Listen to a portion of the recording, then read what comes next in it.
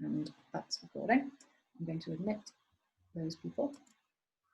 Okay, so welcome everybody to the latest inspirational speaker talk. My name is Laura Bailey. My colleague Philippa Morton is going to wave at you now. We're the student success team in the School of European Culture and Languages at the University of Kent. And as I say, this is our inspirational speaker series. Today's speaker is Kelly Wright. She's from the University of Michigan. She describes herself as an experimental sociolinguist, which I think means she uses an array of interesting linguistic methodologies, including machine learning, massive corpora, experimentation, and fieldwork to investigate linguistic profiling. In other words, what are the judgments and perceptions that someone makes about you when they hear you speak, and what decisions do they make based on that? And Kelly is currently working on her PhD, in which she's studying linguistic profiling in the housing market and how this kind of perception of racial identity shapes access for minorities. Kelly is also keenly aware of how our social identities inform our research and our work, and is committed to disabling institutionalized racism through her work, both within and outside academia. So I'm going to hand over to Kelly now, and yeah, the floor is yours, Kelly. Thank you again. Thank you, Laura and Philippa. I'm really excited to be here. Thank you, everybody, for coming. Here we go. Okay. Oh, it says it's disabled, the screen sharing.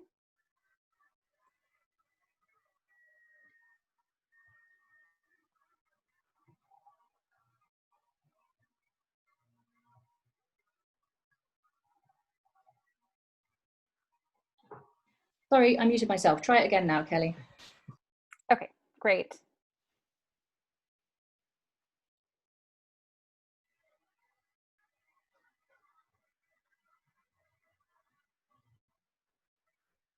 All right. Thank you all very much. I'm really excited to talk to you today. This is going to load at some point. Okay, so I'm going to talk about linguistic profiling. I will give you a short outline. So linguistic profiling it's a technical term. It's something that comes out of linguistics. So linguistic discrimination is something that's much broader. And so I'm going to talk to you about that and give you some examples from US history so you can see kind of what linguistic discrimination looks like. And then I'll give you an example from my research and present some results to you. We'll talk a little bit about what Raciolinguistic profiling looks like today and some things that we can do to combat it. And then I will take your questions. We should have plenty of time for that at the end. So, all right. Linguistic discrimination is actually a natural phenomenon on its face. There's nothing really inherently negative there, right? We're just noticing the difference between two different kinds of sounds, right? So bit and bet, right? I can discriminate between those. But if we have a whole speech variety that's prized over another, right, linguistic discrimination begins to amplify extant systematic oppression, right? So just hearing the difference between two sounds can become something else, right?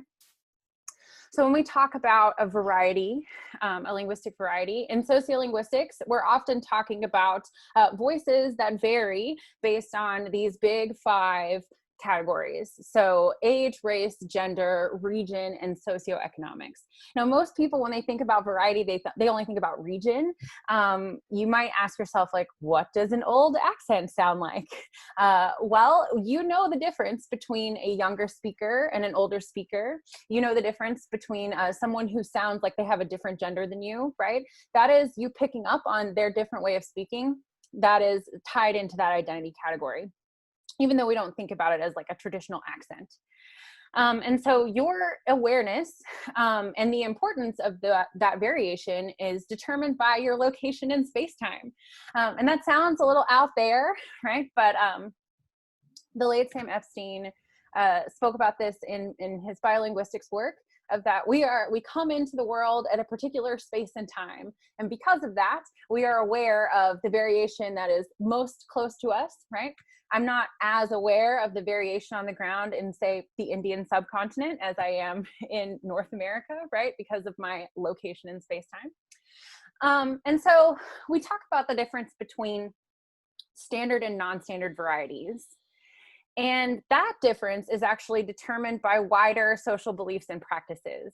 It's not inherent in the variety, right? It's determined, and it's flexible by individual positionality. We'll talk about this a little bit more later, but what I mean is, I was born in Appalachia, right? And so the standard variety in Appalachia is actually considered non-standard in the wider speaking world. But where I grew up, it was how people sounded, right? So for me, it was the standard. It's about my individual positionality. So a standard variety, while it is not acquired as a first language, also experiences continuous and ongoing language change. So it is fluid, although most people think about it as something that is static, right? It is a variety that's created by grammarians and educators and lawmakers, and then that variety is maintained by socioeconomic and interpersonal pressures. We're going to talk a little bit about that. So what is a standard variety? How do you identify it? It's the variety that's learned in school. It's also most similar to the written form if the language has a written form, and it's understood by many people. So what I mean by that is I could be at the most southern tip of Louisiana and use this variety and people would understand me, and I could be at the most northern tip of like Newfoundland and people would understand it, right? You can be used anywhere. It usually doesn't have elements that are associated with the region. It is particularly socially prized, which is where we'll focus today. And it's also used in government or other official contexts, so it has buy-in from the structure. Non-standard varieties, then, are those that aren't learned in school. They're most similar to spoken forms, and traditionally they're understood by certain groups of people. So in this list, we have African-American languages, Southern dialects, and Chicano, right? These are varieties that are understood by certain groups of people. We also have varieties that are associated with a particular region, right? So Indian accented English or Chinese accented English refers to a large group of varieties that are associated with people from a particular region in the United States. Non-standard varieties are socially stigmatized, which we'll talk about, and they're also rarely used in government or other official contexts. So thinking about how language and nation and how we sort of, in the building of America, we built our standard variety. I just want to put two quotes forward. So a language is a dialect with an army and a navy. I've heard this many times. It highlights that the difference between a language and a dialect is a social one. It's a constructed one. It has to do with resources and not the language structure itself.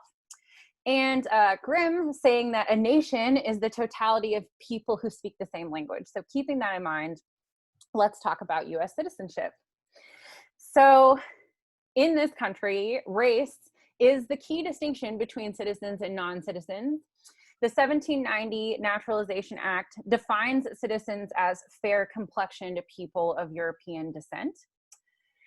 And so when people approach the court to become citizens, to be encapsulated under who is a citizen of this country, they have to do naturalization processes. And those processes for the Supreme Court are determined by these standards that are defined under the law about how races, ethnicities, and nationalities have ways of appearing and behaving to determine if they can be fair complexioned peoples of European descent. So Ayup was a man from China who applied for citizenship. He was claiming that he was white because he was fair complexioned. But the arguments in front of the court against his claim say that white person does not refer to color of skin, but instead an understanding in popular speech acquired in the literature or common parlance. So the argument that they're making is that whiteness is about language. It's not about skin color. And that this is the distinguishing, civilizing factor of the people who can be citizens. And the judges listen to that, but then they just look up the definition of whiteness in the dictionary and find that Mongolian isn't there, and they tell Mr. Yup that he can't be a citizen. I have these cases linked here. They're very short. It is interesting and very informative to see the cognitive gymnastics that these people do. Anyway, so ex parte Shahid. He is a Syrian man who applies for citizenship under a precedent set in a previous case where Mr. Najor, another Syrian man, was granted citizenship. Mr. Najor was a businessman, right? But Mr. Shahid was not. they conclude that he is browner than a walnut and hardly understands English, and so therefore could be of no benefit to the United States. So perhaps his shade wouldn't have mattered as much if he had had more money, like Mr. Najor. We don't know that. We come then to the US versus Thind. Mr. Thind was an upstanding Hindu businessman. He also served in our military. He applies for citizenship. There had been a recent minority opinion that had been filed arguing for Indic peoples to be white because of this shared Caucasian heritage. All right, so they make up the eastern side of the Caucasus Mountains. We're calling ourselves Caucasian now, so maybe Indic peoples are white. But the Supreme Court doesn't like that. And they say that the lesser peoples of Europe, Germans, the Irish, and the Poles, can count as white, right? These other people from the Caucasus can be white because they quickly merge and lose the distinct hallmarks of their heritage, while Hindus retain marks of their ethnicity indefinitely, particularly in accent, right? So these lesser peoples of Europe, we can go ahead and call them white because eventually they'll accommodate. But these other people will always have accents and therefore can't be considered white. I do encourage you to watch this short story about Bhagat Singh Thind. Okay, so naturalization progresses with 230 years of grouped-based amendments. And the reason why I highlight that it's amendments is because our Constitution still has the words, citizens are fair complexioned peoples of European descent in it, right? So this is important.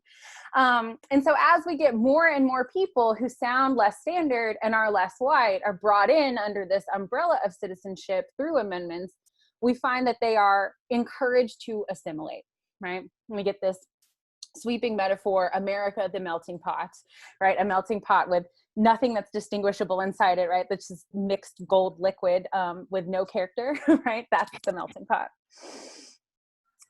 Okay, so we have citizens who are trying to come to this country from other places and gain citizenship, but we also have this large group of people in the United States who are not citizens, but were brought here forcibly, right? So we're talking about Black history. And so fugitive slaves in the history of the police, which are organized to track down fugitive slaves, have to do with language, right? So advertisements that were placed in the paper by slave owners give police information about an escaped enslaved person's speech. And often they are things about region that people use to find out if they have the right person. So officers often give shibboleth tests for regional variation. So they might show them something like a bag and ask them to pronounce it to figure out where they might be from, or a pen, right? So here are some examples of these advertisements. So on the left, we have Sophia, who was of copper color, is tolerably good looking, and has a low and soft manner of speech.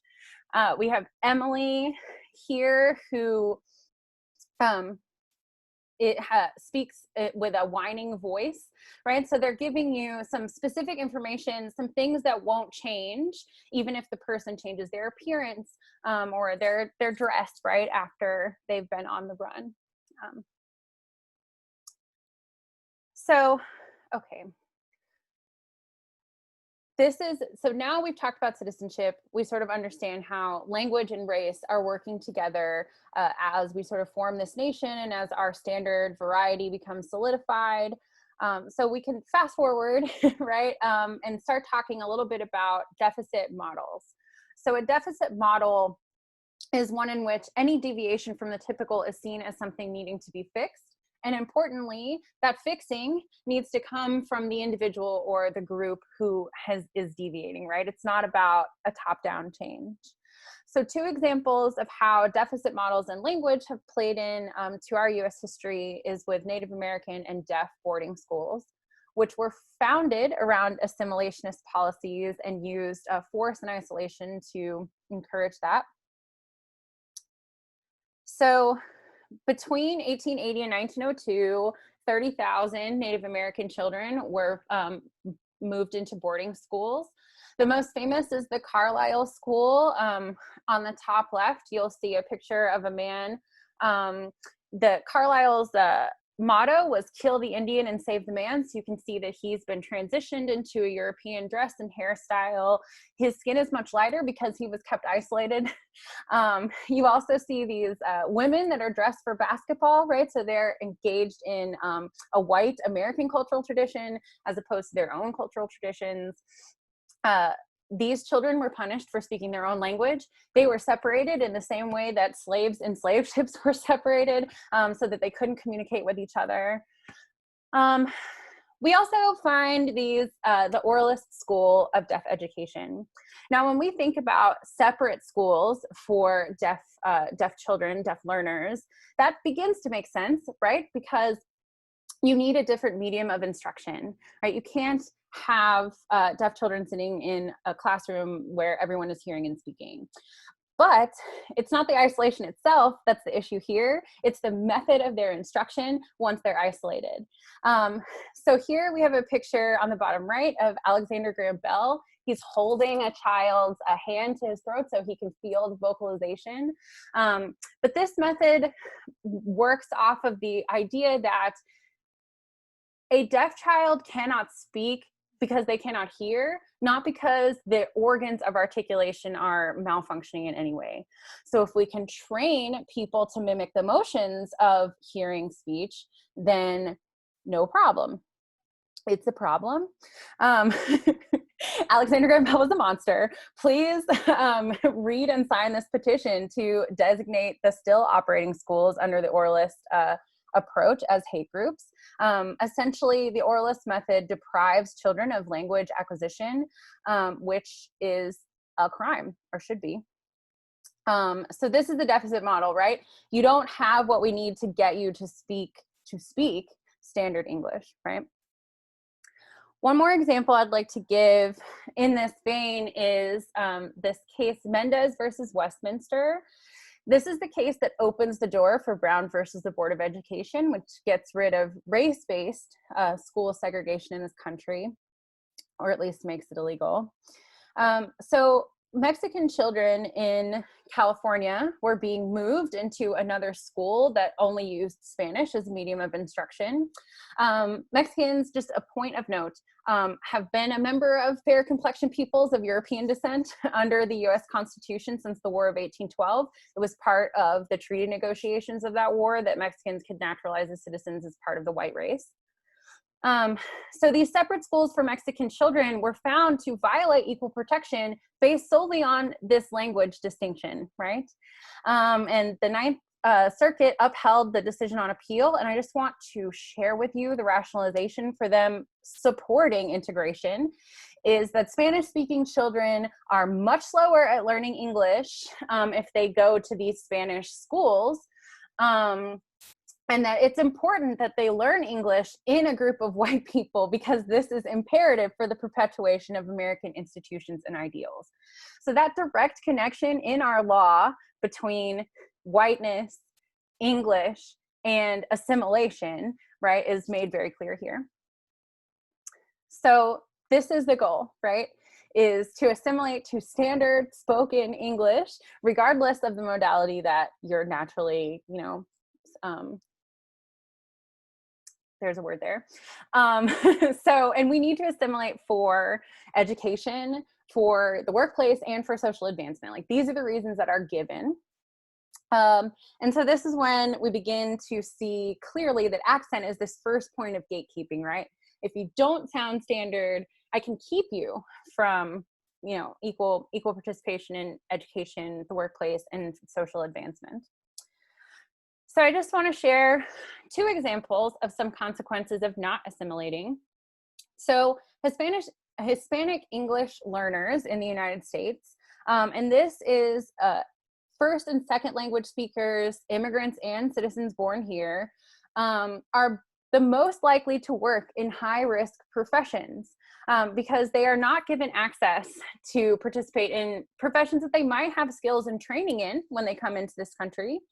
They are instead sort of shunted into these other professions. And this Davila et al. Paper shows that deaths and injuries among this group, Hispanic English learners, rose from 86% from 1992 to 2006, mainly because they don't have access to the language of the safety materials that they're given about, handling toxic waste and, things like that. So this is part of the reason why they're at risk, right? This consequence of maintaining their own language puts them at risk in their jobs. We also find that people assimilate for their personal safety. This is likely the most important reason for a lot of people who choose to learn English instead of maintaining their heritage language. So we see some consequences of not assimilating. There are 2 women detained at the Montana border for speaking Spanish a couple years back. There's a video here that you can watch at your leisure. Ana Suda and Miwi Hernandez were stopped outside of this convenience store and detained. And the police officer who detained them said that it has to do with you guys speaking Spanish in the store in a state where it's predominantly English speaking. Okay, like, I'm sorry, I violated your personal freedom. You sounded weird. So if you know you could be killed or judged or killed for sounding a certain way, it makes sense that this natural reaction is changing the way you sound for a better outcome. So this is indicative of those socioeconomic and interpersonal pressures that push people towards using the standard. That's how it remains maintained, even though the variety itself is fluid. And so we find that most US immigrant families speak only English by the 3rd generation. So if you want to read some more about those pressures and hear those stories, I encourage it. So, all right, we're midway. I'm going to take a breath and a drink and give you a short summary before I move into telling you about my research. So accents are about sounding standard or not. Accents are also about projecting your personal identity. Sounding American means sounding standard, and what is at stake is being entitled to the full rights of citizenship if you sound non-standard. And our institutions are built around rewarding those people who do sound standard. So my work is inspired by a couple different observations, but one of them has to do with the Fair Housing Act. The Fair Housing Act protects home buyers from discrimination in this country based on these protected classes. But discrimination in our Constitution is defined as something that must occur in physical proximity. So therefore, I have to stand in front of you for you to know that I'm a woman. You couldn't legally just hear it and then make a decision to treat me badly because of how I sounded. So we find in this light that linguistic discrimination is particularly insidious. One reason is we have a lot of science that shows us that dialect identification happens in a moment without any other information. Between 30 and 300 milliseconds is enough to identify age, race, and gender in a voice.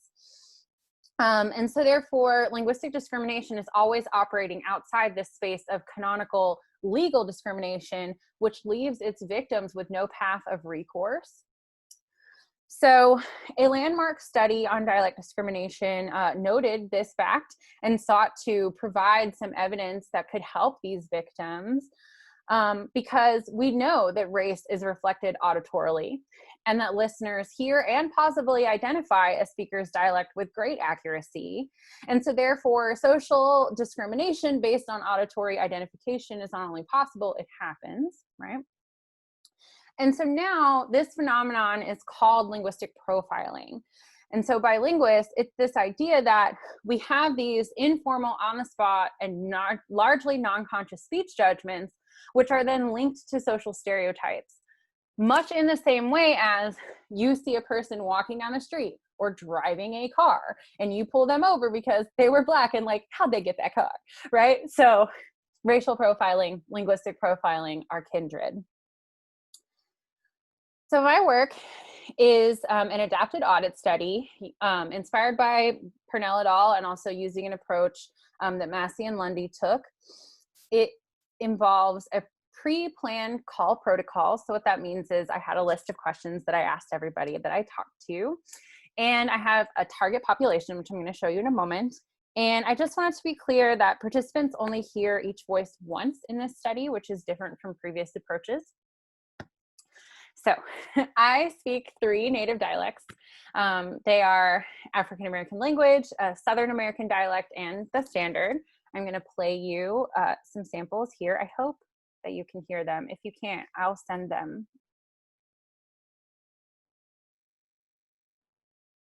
Hello, I'm interested in looking at your property and I want to make an appointment.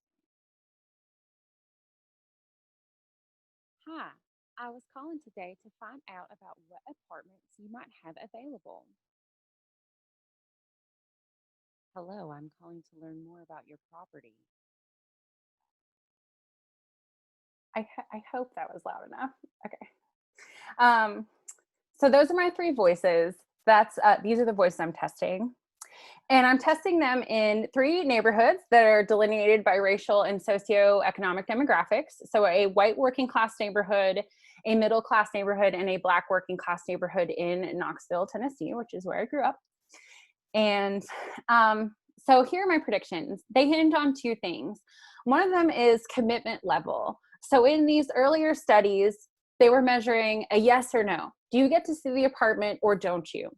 In the contemporary marketplace, phone calls are not as common, and no's are not as common because we have the internet and people can take virtual tours. There's lots of other options there didn't used to be. Not that the internet didn't exist in 1999, but you get the point. So I'm looking instead at commitment level, and I'm going to show you a graph in a moment that will make that clearer. And I'm also looking at local prestige effects, which are presented in the Purnell et al. Work and have been written about for a long time in sociolinguistics, is that, and this is what I was talking about in the beginning when I was talking about individual positionality and how that's related to the standard or non-standard. So this Southern voice is expected to do best in the white working class neighborhood because that white working class neighborhood in Knoxville is likely using that Southern accent. It is their standard. It's what's most common. Same with Muse in the middle class neighborhood. Same with AAL in the black working class neighborhood. So these are local prestige effects that I'm expecting. So here are some results, maybe. All right, so we're looking at the dark green to white. The traditional appointment is an appointment where I talk to you on the phone, we have a great conversation, you set an appointment with me at a particular day and time right then, and the expectation is it will be you and I at that appointment. That's a traditional appointment. Online is go online and schedule it for yourself. You might meet with me, you might meet with anybody. Office hours, we're open from 9 to 5, et cetera, right? So thinking about local prestige effects, if we're looking on the right here, we see the Southern guys in their voice in the white working class neighborhood has many more traditional appointments than the other 2. That's exactly what we would expect. If we look on the other side, on the left, we see the African American voice in the black working class neighborhood is also receiving more traditional appointments. That is what we would expect. But these effects are not the same for the 2 voices. So a little more further investigation to understand that. So I used an ordinal logistic regression. I'm happy to answer questions about that, but essentially because I'm looking at a range, the range is ordered, so that's why we do this. And this is a comparison of that black voice in the black neighborhood and the Southern voice in the white neighborhood. And what it shows is that that Southern voice is 25 times more likely to get a higher order of commitment relative to the black voice in the black working class neighborhood. So it's not just that local prestige exists, it's that it is differential for these different voices, right? Why might that be? We'll get there in just a second, right? So the ordinal logistic regression, it's consistent with the raw data in the predictive modeling. Yay, I did math. And it helps us understand this comparison of local prestige effects between 2 non-standard dialects in their demographically matched neighborhoods. And we find that the Southern voice enjoys this more robust effect than the AAL voice because the variety is indexed to whiteness. And so how do I know that? I did a social assessment survey, which is my innovation to this methodology. I asked people not only what race and region that they hear in voices, but also what kind of person they think is speaking. And so here are some results. The PDF has the region slides. If you want to ask questions about that, please do. So the standard voice is indexed to whiteness. People hear whiteness when they hear that voice. Same with the Southern voice. It's not even that much different. And the African American voice, clearly getting the most ratings for Black. Feel free to ask me questions about this later if you'd like. In addition to this, we have participants do an attribute assessment. I give them 10 character attributes on a 100-point non-binary slider with the endpoints of 0 and 100 and ask them to rate the voice. So these are just means. I'm gonna highlight this kind of three-way distinction here, and then we'll look at another visualization that's a little easier to interpret. So this is organized so that the Muse voice, the standard voice, is in the middle, and you can compare the other two non-standard dialects to it. If we look at the ratings for richness, we really find a three-way dichotomy, or trichotomy, with Muse in the middle, Southern a step below that, and AEL a further step below. Looking at violin plots, we're able to determine if these ratings, these means, are due to outlier effects. And we can see here that they're pretty consistent. I want to draw your attention to two boxes. First, in the educated box, again, we have the standard voice in the middle being compared to the other non-standard voices on either side. You can see that those ratings for educatedness in that white voice, or the standard voice, they're the same, are clustered above 50%. We've got a lot of ratings at 100, and they're higher than the cluster in the blue violin for the Southern voice. That cluster is there, it's over 50%, but it is a little lower and much more distributed. And when we look at the African American voice, it's considerably distributed, right? With lots of ratings under 10 for that voice. It's me still, they're all still me. Okay, trustworthiness is very similar. A much tighter distribution for that Muse voice. It's very trustworthy. Same with the Southern. It's a little more distributed, but it's definitely up there versus the AAL voice, which is much more spread out. Trustworthiness is important because in a survey of rental professionals that I did as preliminary work, property managers said that trustworthiness is something that they look for in potential tenants. Okay, so in sum, the AEL voice is the least pleasant, the least trustworthy, the least attractive, and the least confident sounding. It's also the most poor, the most masculine, and the most difficult sounding. The standard voice is the most rich and least poor, and the most educated, and it receives the most positively balanced ratings in other categories. However, when we look at the standard deviations, we find that the Southern voice is ostensibly on par with Muse in terms of these other attributes. This is the effect of whiteness, whereas the distinctiveness for this voice plays out in the ratings for rich and poor, educated and attractive. This is the effect of non-standardness. And what that tells us is that intersectionality matters because Black speakers are stereotyped for race and non-standardness, and they are doubly impacted by linguistic discrimination because of it. So these linguistic profiles, right, that people filled out, we find that there is general agreement among participants on their profiles, no outliers on those violin plots. So people basically heard the same thing when these people were speaking. And a factor analysis, which I'm happy to answer questions about, suggests that perceiving even one negatively valent social trait can have consequences for the entire profile. So for example, my African American voice is rated about 3 points more masculine than the other two voices. I'm clearly a female, they're all below 15, but 1 point higher in masculinity, a slightly more masculine female speaker is 5 times less trustworthy, 5 points less trustworthy if you sound more masculine. So it's one example of how they co-vary. So this matters. It matters for more than housing, which I hope is clear from the earlier examples. Anytime you're using language to accomplish a task, linguistic discrimination is at play. It's in play when we're speaking, when we're writing, when we're signing. It matters for education and law enforcement and criminal justice and healthcare and income equality. and equal participation. And I'm just gonna encourage everyone to screenshot this. Please do. There is a whole host of people writing about this and have been writing about it for a long time. And I just want to give a special shout out to Savithri Nambudirpad, who in working with her to teach linguistic discrimination has helped me really understand the arc of this and made me able to present these examples to you today. So, Raciolinguistic profiling, what does it look like? What does it look like outside of an experimental context? What does it look like in communities you might find yourselves in?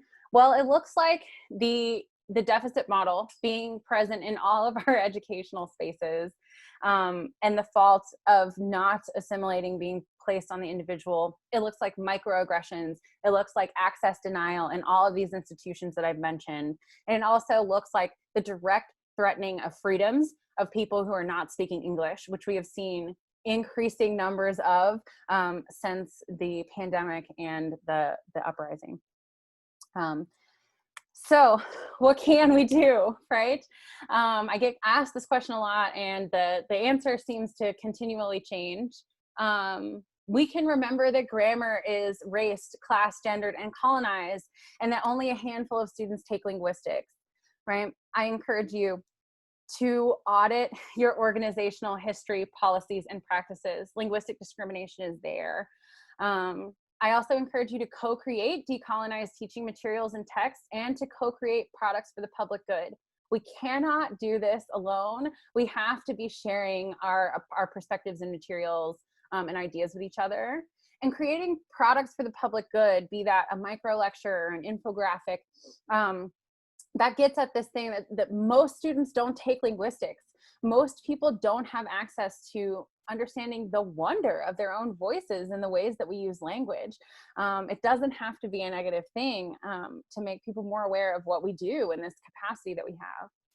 And I also encourage you to take some of your time to advocate for linguistic justice, particularly in migrant and immigrant communities, in the legal and criminal justice system, and in healthcare. These are three places where we find people's freedoms being threatened continually, and where direct intervention can make a large difference.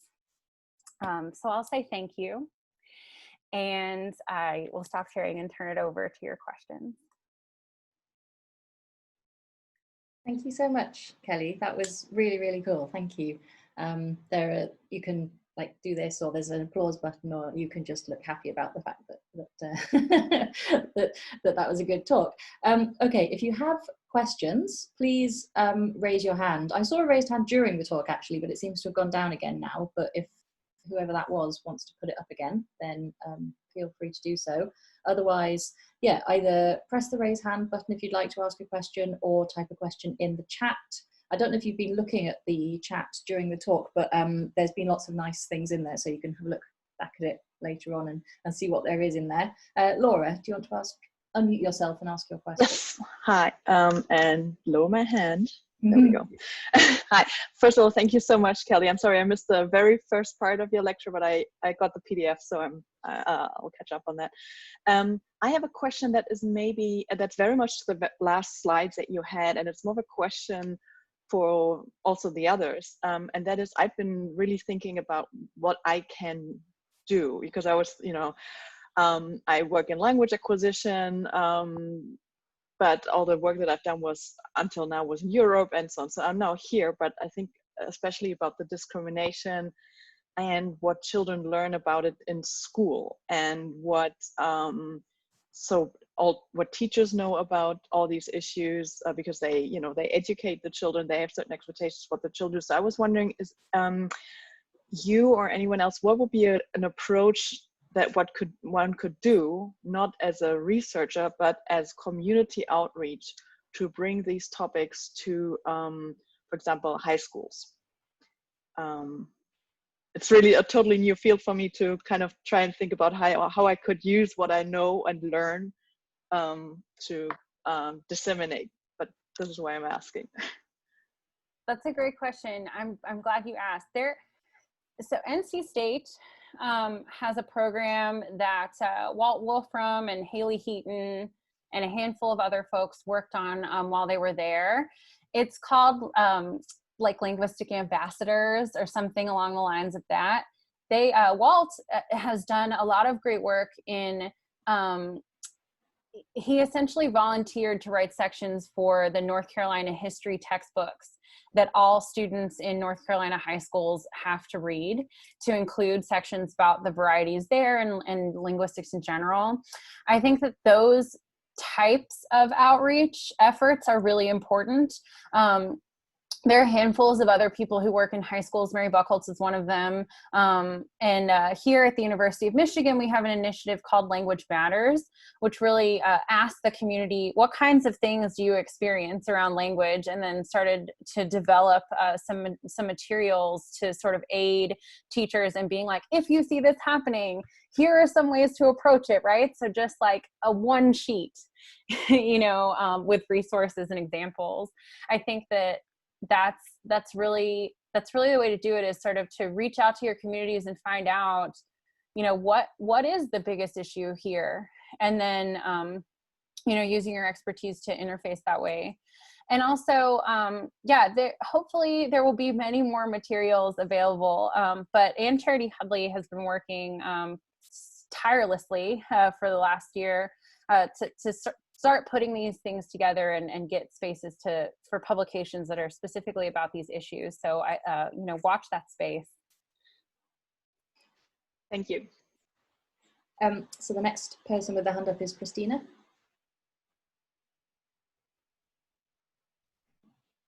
Hi.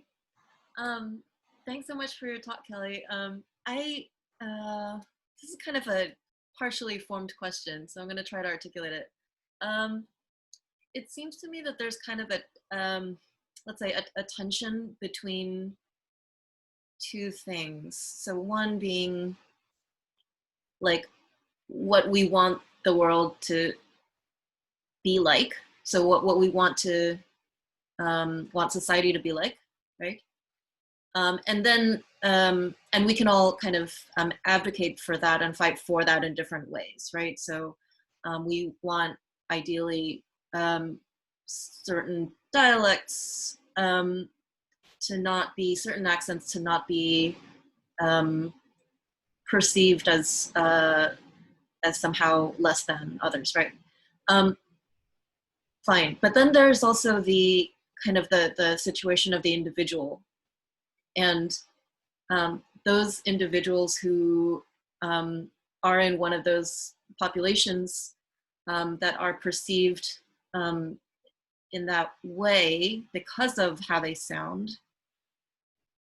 It seems to me not appropriate to put the onus on them to like celebrate your variety, right? You know, like, because for that person, they are being negatively impacted when if they were to just very straightforwardly, you know, proudly speak their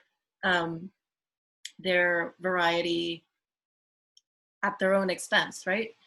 So what's the question? What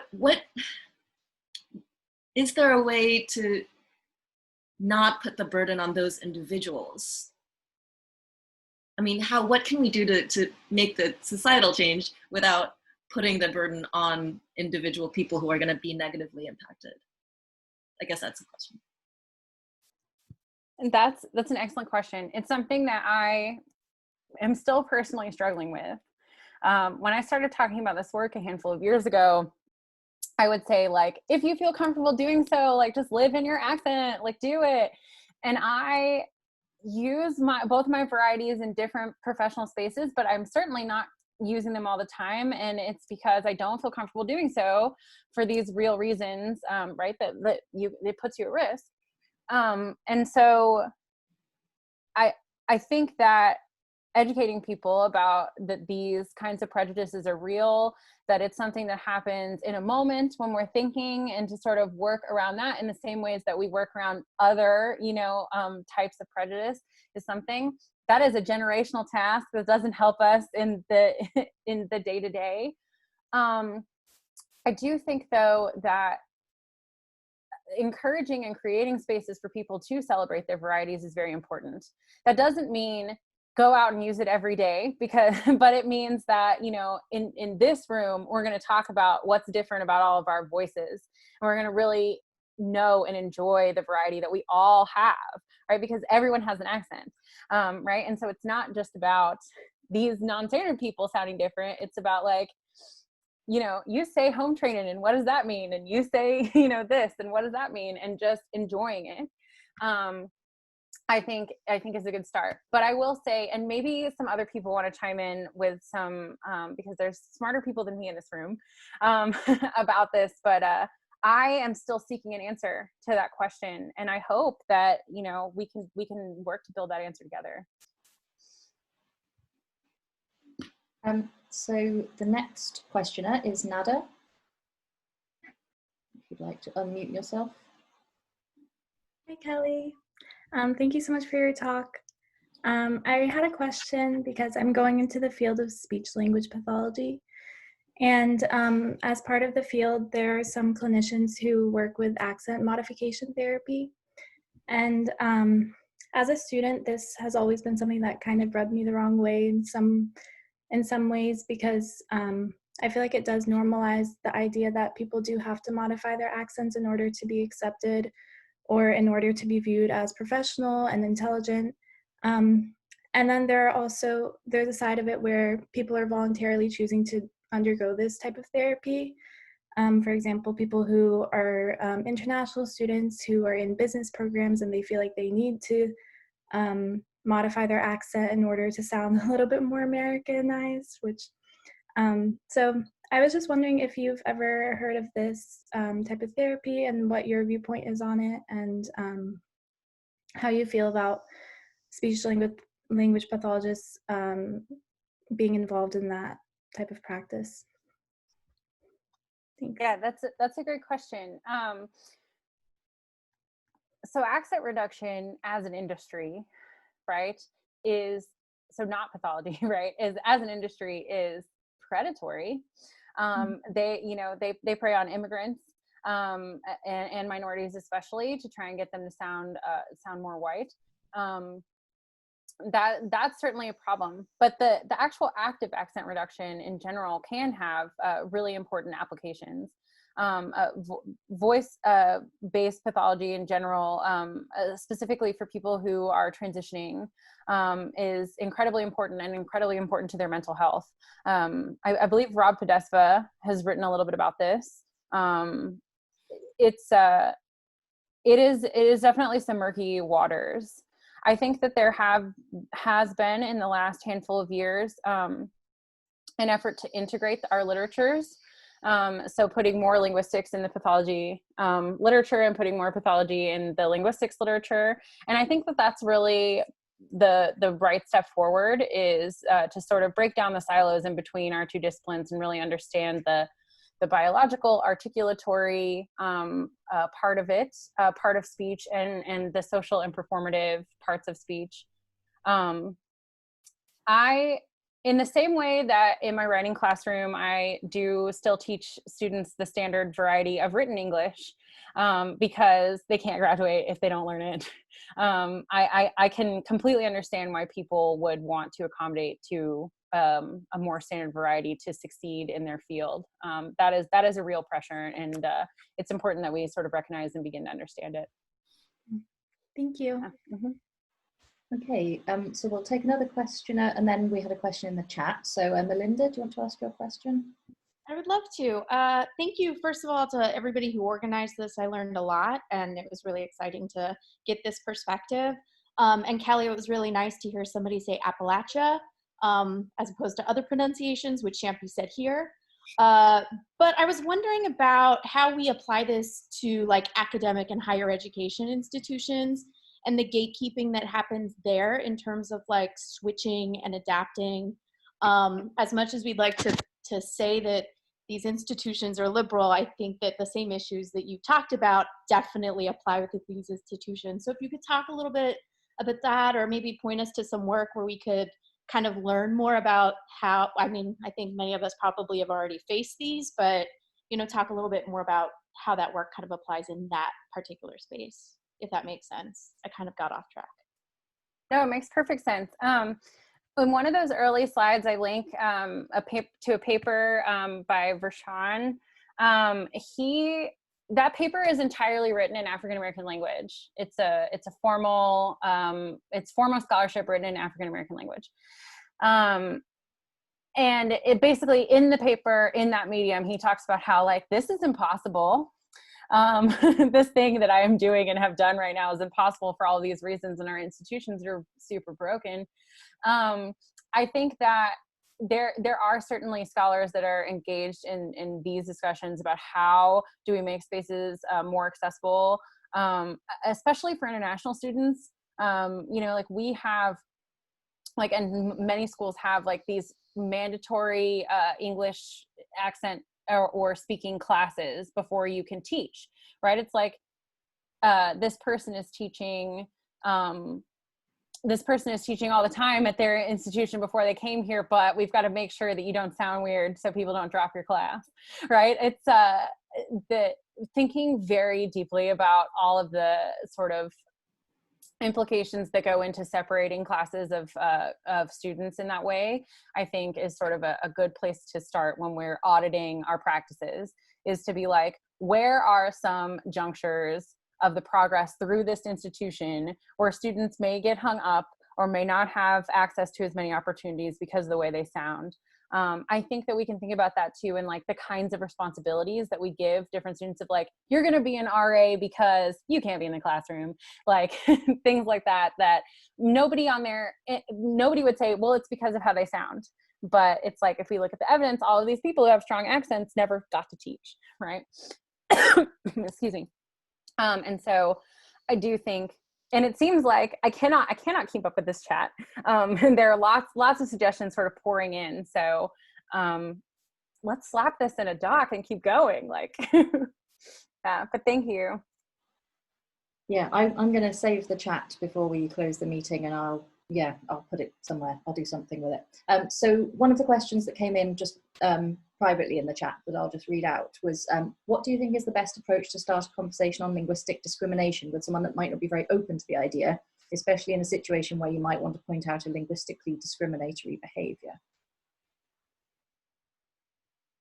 Yeah, I think that we can learn a lot from, like, the Me Too movement and other places where it was like a collective action of people just being like, no, we're just going to label things what they are.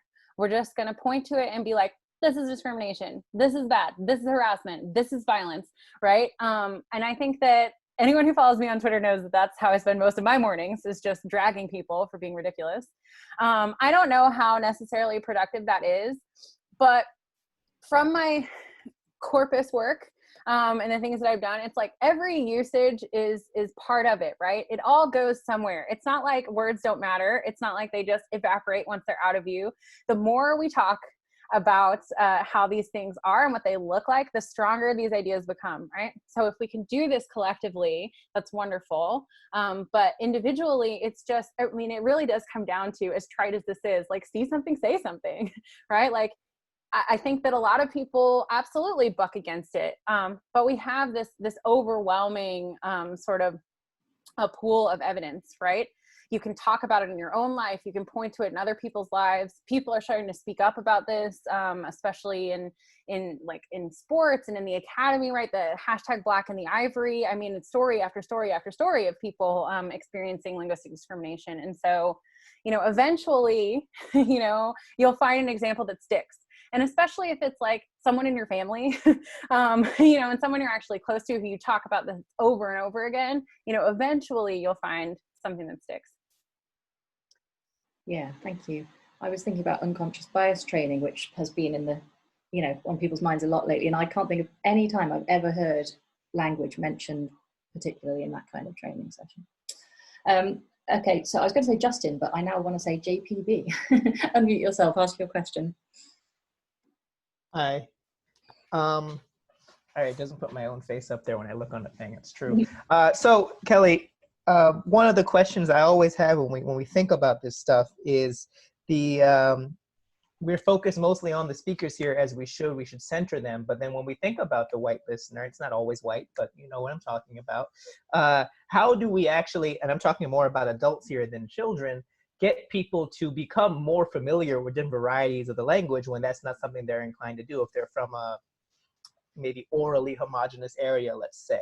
And this is not necessarily people who have practiced linguistic discrimination overtly, but someone who is more inclined to perpetuate it because they are more unfamiliar. So how do we expose people who aren't, who aren't doing that? Yeah, I think JPB, you're doing that work. You're doing it. That I think, I think that this is what we do. We keep talking. We keep talking. We keep having conversations with each other. We keep bringing speakers into the forefront and being like, tell me about your experiences. You know, there's lots of like Mike Mena, the vocal fries, right? Like there are all these products that people are producing to just make people more aware of what language is and how it works. I mean, I am perhaps like naive or hopeful or overly optimistic, but I really think that if more people can just learn about language, that they will then become more aware and interested in how other people sound and be curious about it. I think that's one way forward, is encouraging the curiosity factor, because as you say, and as I say, like, it is mostly unconscious. We do this unconsciously. It's part of how our brain works. We're pattern matchers, we're categorizers, right? So discrimination is a natural phenomenon. It's just that all the other shit still matters, right? The world is, you know, messed up. And so it's in every conversation we're having about systemic oppression, language has got to be part of that.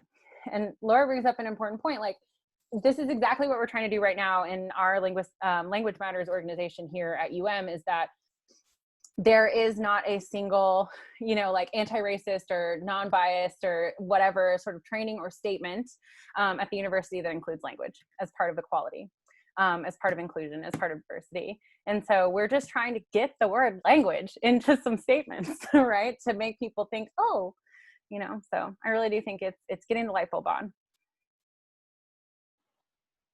Yeah.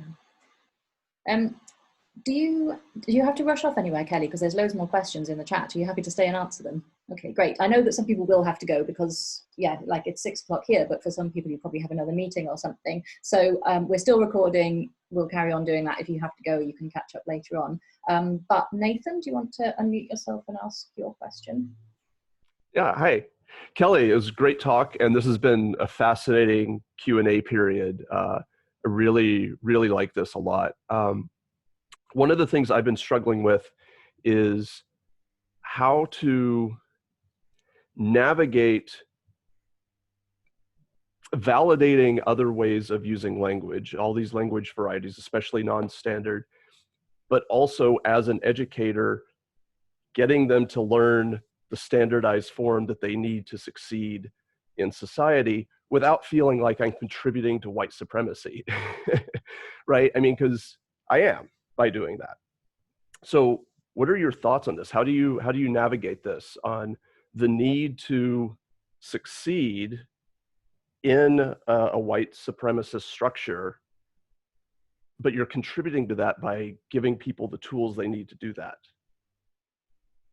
Yeah, that's an excellent question, and something I struggle with, and I don't think that we all have worked out particularly satisfying answers for.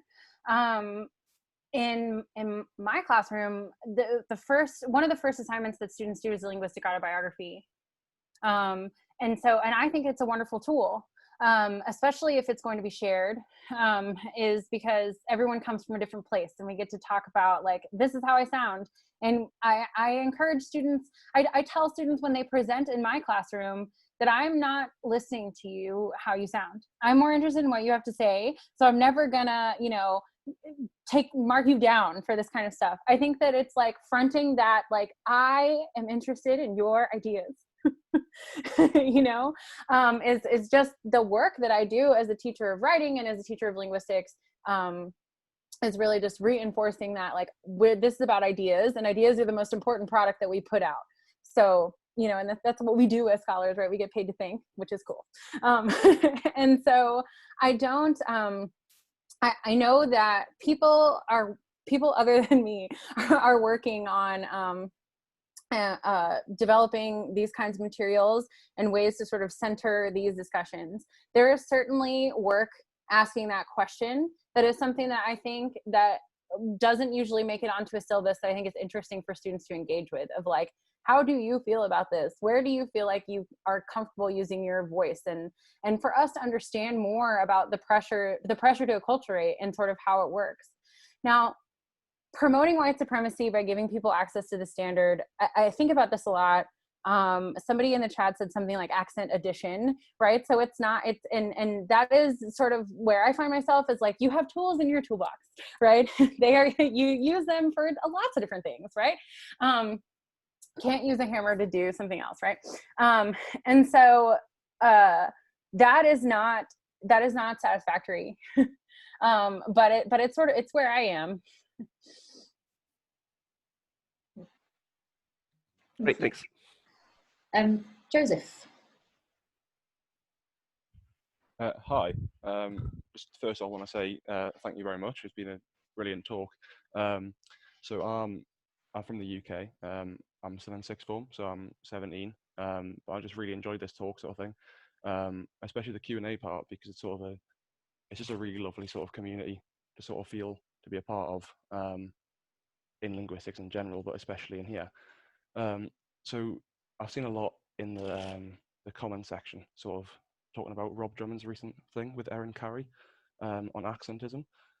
So we recently did that project within our school, but that's because mainly for our school in particular, we have sort of links with Rob Drummond. So we got access to that because we asked, and then the only reason we really knew about that is because we know about Rob Drummond. And essentially that talk, this talk seemed to link a lot to me to that sort of in the UK sense of accentism. And this is more in the sense of obviously mainly America, but in the sense of the whole world of raciolinguistic discrimination. And sort of my question is, where obviously of course the bulk of the work is on, you know, people to educate themselves on these sort of fields, especially when they're not doing linguistics degrees and things of that sort of that nature. But I'm just sort of wonder how we as like a linguistic community would help develop projects like that into areas that aren't for people so interested in language, and people more in areas such as, you know, whatever, science, history, all that stuff. It's really important that they learn about this discrimination that exists within their own field, and sort of why certain writers aren't their citations aren't used as much as others. And that's why I sort of think it's important, but I'm just sort of not sure how we would do that and develop tools that are accessible to all, sort of thing. So yeah, I really think it is taking the time to audit your organizational practices, or the ones around you. You know, you could think of it, I know some others do, as sort of like consulting work, to be like, hey, university, here's a bunch of stuff that we've noticed that's happening, and we can fix it. Here's some material that we co-produced, right? Again, like the example, and I know it's not the same in UK, or in the UK, but Walt Wolfram's work of getting, you know, being like, I wrote this chapter, can you put it in your textbook? Kind of stuff about like how these things are related to the history of the area. But that could also be something like producing materials that reflect how these phenomenon are in science and technology, or work in the legal system. And yeah, I think that doing that work, creating those goods and working with community partners is a good start. I also think that especially like what Rob is doing and what others are doing, is just putting it out there, just making this stuff accessible to the public in any form that you can, in every form that you can, right? Like making YouTube videos, getting on Twitter, doing some coalition building within the field, I think is invaluable work. I think for the sustainability of our discipline and also for linguistic justice. Thank you very much. I think Rob's actually in this meeting. I'm not certain about that, but I think I saw he'd signed up. Anyway, Alice, would you like to ask your question next? Yes, hi. My question is a bit more narrow. I was just wondering whether you saw any other interactions between the different sort of characteristics that were assigned to your speakers. So I know you spoke about masculinity and untrustworthiness. I think that's what it was, trustworthiness. Did you notice any other interactions as well?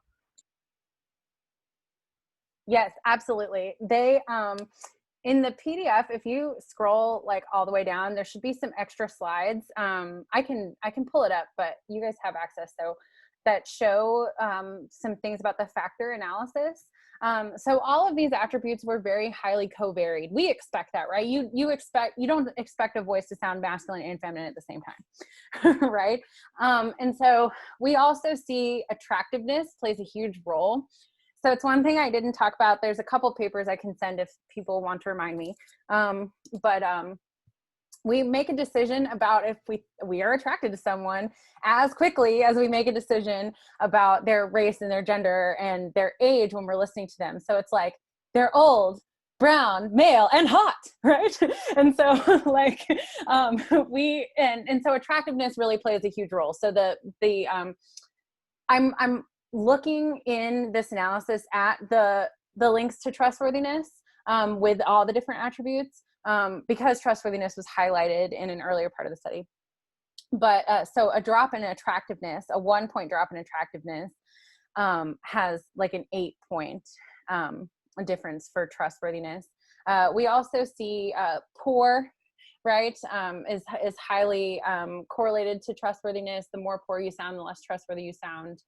And yeah, the more work could be done to see how the other attributes affect each other. I'll be using this same tool in my dissertation, and so there'll be more data forthcoming. But yes, they're all very highly related, and that's the thing is we fill out that profile so very quickly, and the less information I have about you, the more that initial assessment matters. So if I never see you and we're just having a phone conversation, or I only talk to you for a minute, even if I never see you again, I've kind of already made a decision about who you are. If I hear your voice again, I might be like, oh, that was that girl who blah, blah, blah, right? And so, yeah, it's until you kind of give me contradictory information that makes me like, oh, let me resort those categories, I'm not going to do that work. And so that's sort of how, like, maybe your trustworthiness never mattered for our interaction. But if I had to sit down and think about how trustworthy I thought you were, it would be like, well, blah, blah, blah, right? Without any other evidence, I'm going to rely on that initial imprint. You know, the same thing with like your gender is like, or your race is, you see someone, you're like, oh, I didn't realize you were Black, right? It's like, now I got to put you in another category. And it's sort of realign. So yeah, they're all very highly influential to each other. Thank you. Yeah. And Danielle, would you like to ask your question? Hi, everyone.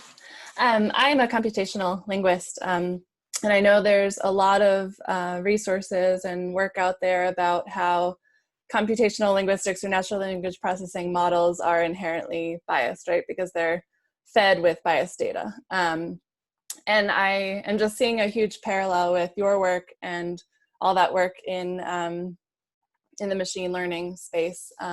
And especially with speech recognition. So I work at a prominent financial institution in the United States.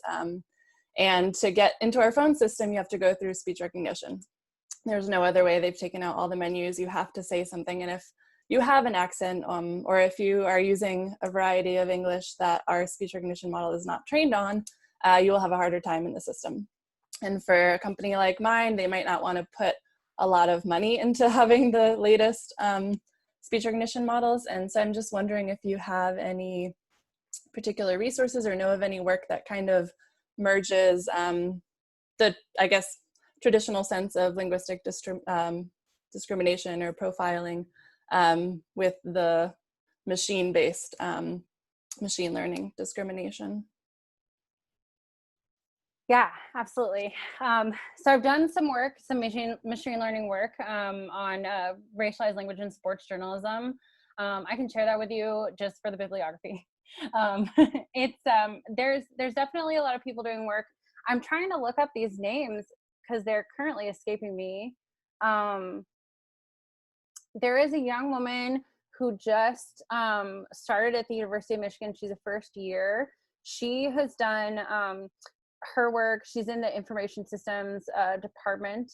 She's done her work on exactly this, on speech recognition, and sort of how what features are sort of the most difficult for these machines to recognize. And again, like, and part of the reason is because they're not fed data with this with these features in there. So I definitely think that there are a lot of people working on this outside of the academy to make these kinds of like machines more accessible, but it's absolutely an issue. I'm sorry, I'm trying to think of this woman's name. It'll come to me. But there are two folks that are working on this at the University of Michigan, and those are actually the only people that I know in that adjacent field. But I'm absolutely certain that there are others. It is such an issue. There's been some work on this in psycholinguistics as well, of just like, what is it that we are actually doing when we're doing speech recognition, that we can use those like neural network information to like inform machines better. Yeah, I'm sorry that I don't have as much information as I could about this, except for that you're absolutely right. It's a major problem. It's a problem that we certainly haven't addressed in any of our algorithms, and that we need to be continually aware of, because yeah, and that to me, in the long run, encourages the production of text and speech that is not in the standard, right? To be like, put your voice out there so people can peel it down and make machines out of it. But anyway, yeah. Julia Mendelson. Thank you, Felicia. Her name is Julia Mendelson. She's absolutely wonderful. She's got a couple publications. Yeah, and so her name's in the chat now. Thank you. Yeah. Okay, Jonah. Yes, hello. Before I ask my question, I just want to start by saying that thank you for this talk. This was really interesting. This is a topic that's very near and dear to my heart for the reasons I'm about to give you while asking my question. So my question is, outside of the work that I, as a future linguist, am going to do, what can I do to kind of challenge my own implicit biases and use my accent, which I know you probably can't tell, but English is not a native language of mine. I acquired it completely naturally, but it is not a native language, and almost no one in my family has an accent like mine. So I have that privilege. So whereas a lot of people have to deal with the biases that people are going to pit against them, I have the privilege to not sound like where I'm from, I suppose. So what can I do with that privilege, and what can I do to kind of challenge my own implicit biases so that I can use that privilege for good? Yeah, wow, that's such a good question. I think about this for myself as well, that I know I have blind spots. We all have them. They're part of why they exist is sort of also part of how language works, right? In that we are situated in a space and time. We come into varieties that are already under development, and we're in a place with its own sort of areal characteristics. And how do we negotiate that? I think that the power of the standard and part of what is valuable about speaking it is that people hear you when you talk. That doesn't mean it's okay, but that means that you have access to more platforms than unaccented speakers do. And I think using those platforms to speak directly about the fact that other people are kept away from them is something. It's something to sort of counteract the effects of your own biases. And I do think that doing that kind of personal audit of sort of sitting down, listening to people who come from different speech backgrounds, and trying to ask yourself, do that kind of assessment for yourself of like, all right, I heard this voice, who do I think they are? All right, I heard this voice, who do I think they are? To sort of like the same way you would do like an implicit association task, to sort of make yourself more aware of where your sticking points are. And then, you know, if exemplar theory be true, give yourself, you know, more examples to listen to so that it becomes more natural to you. But really, in asking the question, you're already doing that work.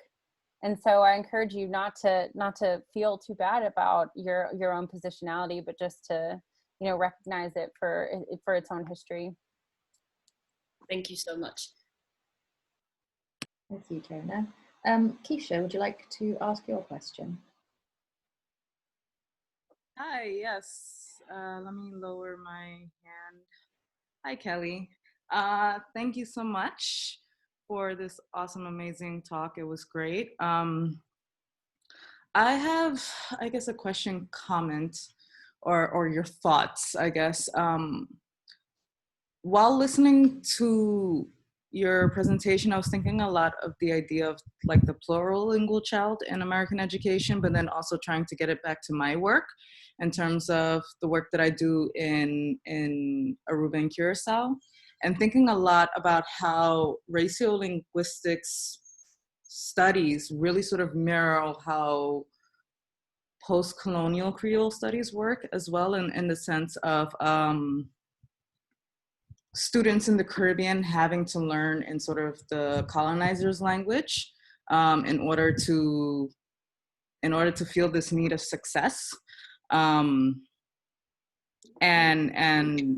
that is sort of perpetuated in the sense of, well, if you don't learn that language that well, you're not entirely intelligent.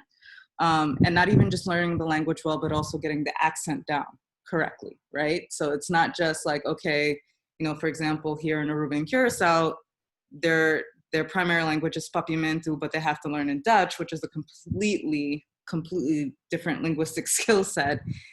And even if they can speak Dutch, if it's not like perfectly done, they're still sort of seen as lowered.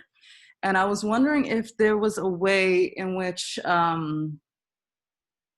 sort of these things, or have you ever looked at sort of broadening these studies to make it, or not making it, but have you broadened these studies to also look at the way that these other languages are being brought in as well, not just in the American sense, but also like outside of the United States?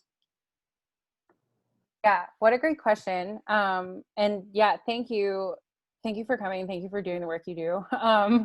I think that the literature around languagelessness is it can be really informative. In my class, I talk about, you know, most of the world is multilingual. Like, these are challenges that people face everywhere, that education systems face everywhere, and people have like other countries have better solutions than we do. And also the plural linguistic student is absolutely real and faces their own challenges. I personally haven't read enough of that literature, unfortunately, to give a really informed answer, except for that the discussions around languagelessness and sort of labeling someone and saying, you, like, smart, wonderful, brilliant person who have access to all of these different varieties and move through them for your own sort of like choices and advancement, are then labeled as somebody who is not an authentic speaker of any of them and doesn't have a language to claim as their own, right? And so I think that a lot of the discussions that are going on there and trying to sort of take apart where those ideologies come from can be really informative for the same questions that I'm asking. I'm definitely thinking about expanding the kind of stuff I've done to include things outside of the United States. It's just, you know, after I have a job.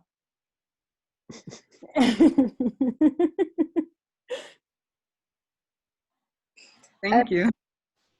Yeah, that's a good question. Thank you. Okay, so we have a couple more hands up, and I've just been alerted that Bill may have also been raising a hand physically, which I couldn't see. So sorry about that if I've skipped over you. But Daniel is the next on the list if you want to ask your question.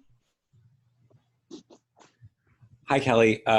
Really great talks and discussion, of course.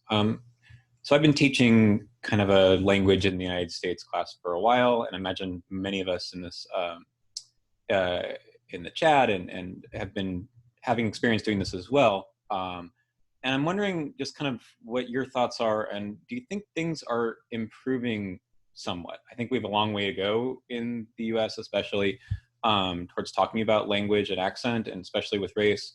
But I'm starting to notice that some of the incoming students and freshmen are coming a little bit more prepared to talk about these topics, and they're not so like, what even is this? And I wonder if you have any thoughts on, are things improving somewhat? I know there's a long way to go, especially considering, I guess, how this topic is being dealt in the popular media. So a few years ago, there was lots of discussion with The Simpsons and the voice of Apu. And then just the last couple of days, Jenny Slate and Kristen Bell said that they're not going to be voicing some Black characters on a few animated shows. And I'm kind of wondering, do you see this as a little more awareness of this issue, or the idea that Black characters should be voiced by Black people? And will that actually mean that their accents or voices will reflect that background as well? Or do we still have a ways to go to adding the idea of language and not just race, I guess, in this case? That's an excellent question. I am somewhat hopeful. I am somewhat hopeful that it is getting a little bit better. I think that what gives me that hope is, as you say, like undergraduate students and people who are, earlier career are very aware of these things that I was not aware of when I was at their career stage, that I did not have access to any of these ideas before I got really all the way into graduate school. And so seeing people that are not all the way into graduate school, being just aware of this, and people out in the world asking questions about this, it's been one of the things that I've enjoyed most about engaging with Twitter, is that I get messages from like high school students and things like that, people who ask questions about this and see it and point to stuff in the media, and they say this feels wrong, or and just that people can label it gives me hope. You're the Jenny Slate and Hank Azaria. I really do think that cancel culture is big, right? Still, and I think that people are pointing out all of these ways that appropriation and inaccurate representation is harmful. And so we begin to audit our own practices, we find all of these other examples. I think that and there is, again, another entire industry of accent coaches, right? For actors and people in the media to represent, to help you represent accurately, even though, we could all probably name a handful of movies where you're just like, it's so bad. And being a linguist makes it worse. It makes watching television almost impossible. And so I really do think that that language is absolutely part of these conversations about accurate representation, especially when we start talking about differently abled people and people from very specific and minoritized backgrounds in film. I would love to see Black and Asian and Latino and Greek characters voiced by people who actually come from those backgrounds. And also, I think part of the reason why our stereotypes are so robust and have such a long life, even though the socioscape changes around them, is because we have these overblown and inaccurate representations of dialect and character, right? Like, it just goes to show you how powerful it is to be like, this, I don't have to tell you that this person's from the South. I don't have to tell you that you're supposed to think they're dumb. I don't have to tell you that you're supposed to think blah, blah, blah, blah. Right? You just hear them and oh, this guy's an idiot. And so we have reinforced and reinforced and reinforced that to the point where people are like, well, if you got an actual Southerner, nobody would recognize it, right? And so I think that, you know, including, you know, authenticity will sort of help with that issue and make those stereotypes a little more porous. Yeah, great question. And Dominique Canning is the person to read and talk to about presentations in the media of voices and people and being and all of that wonderful stuff. Okay, so we're going to have three, Dominique's in the chat, I don't know if you noticed that. We're going to have three last questions. So Mark, Christopher, then Bill, and then Maureen, and then I'm going to say that's it because we've gone way over time and we'll have to take it to email or Twitter or another time. We should do this again sometime. So Mark, Christopher, do you want to ask your question next? Hey, thanks, Kelly, for putting all this together and doing all the research. I was curious, first of all, have you ever seen the documentary American Tongues? It's by PBS. It's a bit older. If you do get the chance to see it, you'll know by the hairstyles. My question is a little bit less probing and deep than all the others. But when we were talking about your data collection, when you're using adjectives to describe how the listeners received your voice and everything like that, when you use the word difficult, does that mean difficult to understand as in their comprehension of the specific dialect that you're using, or is it difficult as in they think that you sound like you're a difficult person, like you are harder to get along with, or something along those lines? Excellent question. Yeah, more the second. But honestly, that was up to interpretation of the people who were taking the, who were using the tool. It's something that I thought about making more specific in future iterations. Those adjectives came specifically from this survey of rental professionals. So I asked rental professionals, can you describe your ideal tenant? And like, what kinds of things do you look for? And they said things like, they're not difficult. You know, which is very much the second sense of what you were saying, right? And they're intelligent and they sound confident and they know what they want and they, you know, they're trustworthy, right? You know, et cetera, like has a job, like stuff like that, right? And so I pulled, you know, the adjectives right out of their responses and put them onto that assessment tool, along with other things like gender, right? And so yeah, it's absolutely ambiguous. You're very, very right to point that out. I do think that most people probably thought that the latter, that does this person sound difficult? Because you know, the actual stimuli is like, I'm talking about an apartment, like I'm calling to learn more about the apartment. And so it's not just you know, anything where you might be thinking about intelligibility.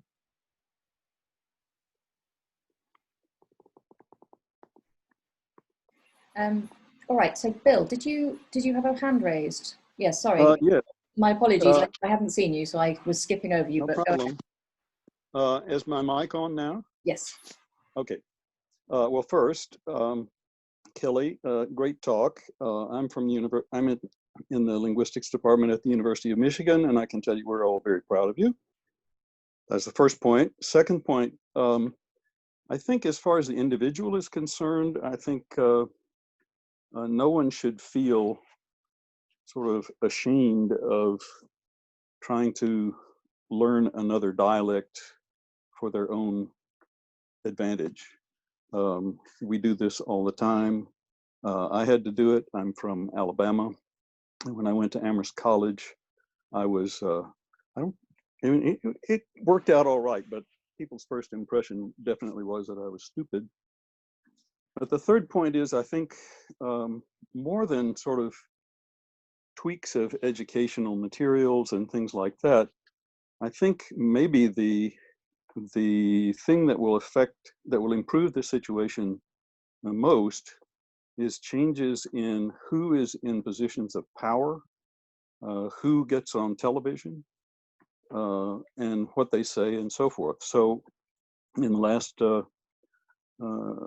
one thing that comes to mind is I listened to the district attorney in Atlanta talking about the indictments having to do with the murder of Rayshard Brooks.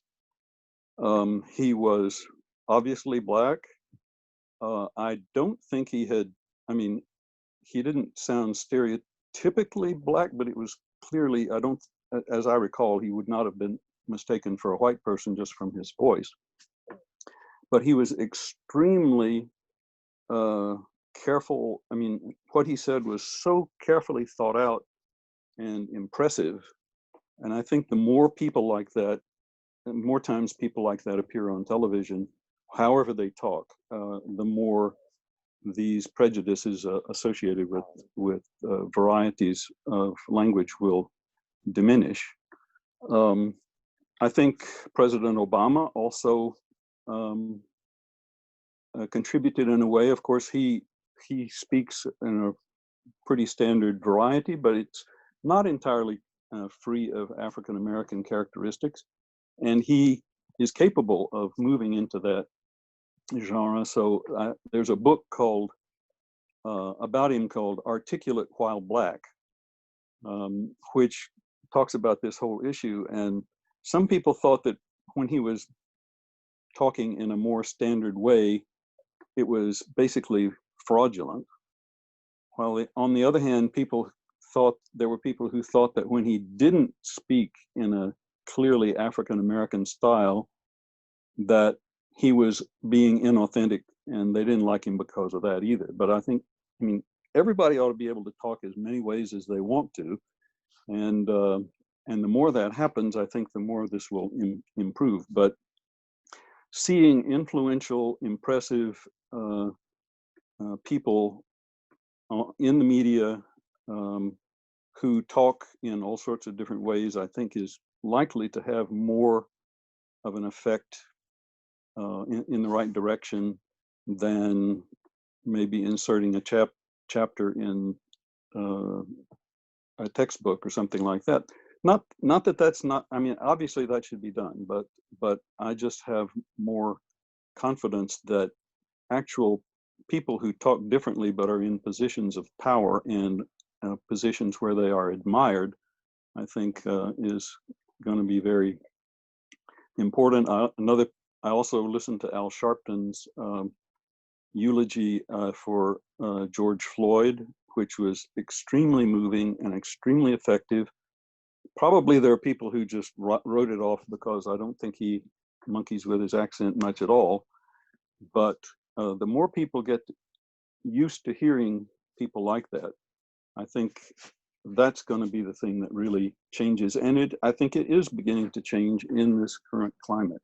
I don't know if you would agree with me or not, but I think I hope that's what's happening.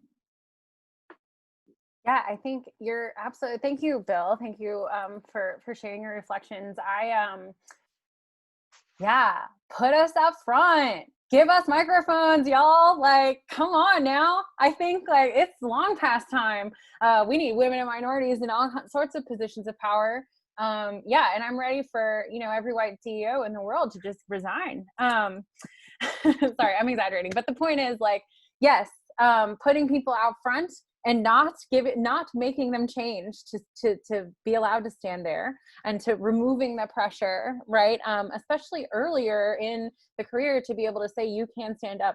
I thought about giving this talk entirely in my Southern variety for exactly that purpose. I'm working up towards giving an academic talk and not use the standards, so that I can be like, hey, look at me, I'm doing it, I'm real smart. So yeah, absolutely, I encourage it. Everybody hire a person of color this year. Seconded. Okay, Maureen. Okay, I'll try and keep this quick. But at the very beginning of your talk, when you were talking about age, I remembered something interesting that's been happening in my classrooms, which is we give them a slang assignment at the beginning of the semester. And what I've noticed is a lot of my students, predominantly white, I'm at Boulder in Colorado for reference, but they will use, they'll provide slang that to me obviously comes from African-American language, but they'll claim that it's Gen Z slang. And I know that like with the discussion on like language ownership and holding space for Black speakers is incredibly important.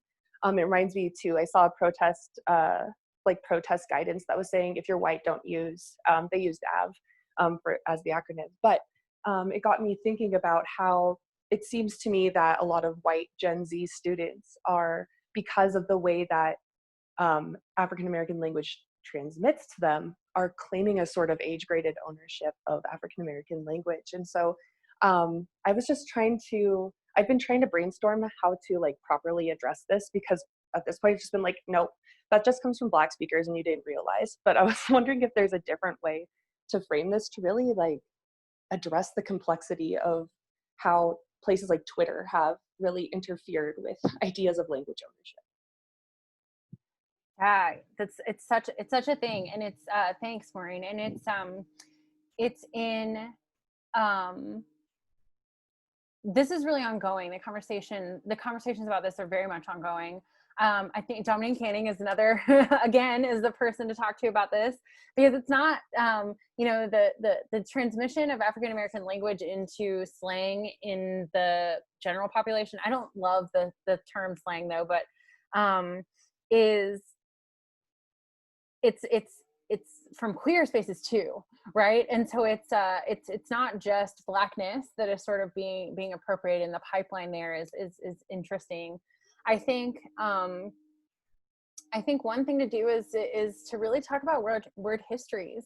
I taught a class on profanity last year, and I had students each pick a swear word and then find out where it came from and how it has changed over time. And students really enjoyed that. Maybe they only really enjoyed it because they got to, like, you know, write motherfucker a bunch of times. But I do think that you know, any sort of slang word might be a lot of fun to have them look at. Oh, okay, look, it's not just age graded, right? It comes from this place, and look, it was on 4chan, and then it was here, and then it was wherever else. You can tell I'm old. I don't know what the internet is, but I think that's there's definitely something, because like the words hold their history, right, and their usage, and we can talk about that, and we can look at it. And I also think, you know, yeah, like having some sort of assessment tool, like a survey or something that you can do, you know, over a number of semesters, to be able to be like, look at how this has changed, or like, look at, you know, what people in previous semesters have said, and do you agree with this or do you not agree with this, and kind of getting this this sort of point, you know, to really bring on this like continuous and ongoing change point. When we talk about appropriation and who owns a word and is able to say it, and Maureen, you know, we've talked about this when we talk about Karen, but I think, gosh, those are murky waters. I have trouble with this for my own self.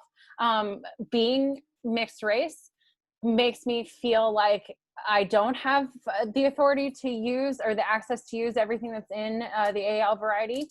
I use the language that I'm comfortable with, but I'm not walking around using like everyday slang, or you know, I said it again, but just like these terms that, and I think part of that is my age, right? We do know that those age grade phenomena are there. And so I think it's really interesting, and a fun activity to do with students is to sort of sit down and try and think about which parts of these things do you have access to because of your age, and which parts of them do you have access to because of the kind of media you consume, and which parts of them do you have access to because of like your religion, or other things, right? Different parts of your positionality. And so I think, yeah, looking at word histories is a good place to start in the classroom. Okay, because I'm a soft touch. Jai, if your question is very short, you can be the last questioner. No, I don't think I can keep my question short. Thank you for letting me say something. I will just say, Kelly, thank you so much for an incredibly wonderful talk. And I'm going to contact you to see if I can get you to do a virtual talk for us here at Clemson University. And thank you for organizing this, Laura. Thank you for coming.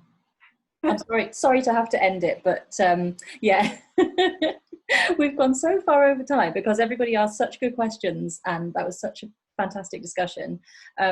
So yeah, I'm going to save the chat, and put it somewhere where you can all access it. We are recording this session. We will email the participants who signed up, you know, via Eventbrite, so you'll get it that way. And it'll be on YouTube. If Kelly gives us the go-ahead to make it public, then you can share it with as many people as you like and spread the word about linguistic profiling and how to, you know, how do they say on the vocal fries? How not to be a dick? Is that what they teach us how not to do? Don't be an asshole. That's the one. Yeah, I'm British. Sorry.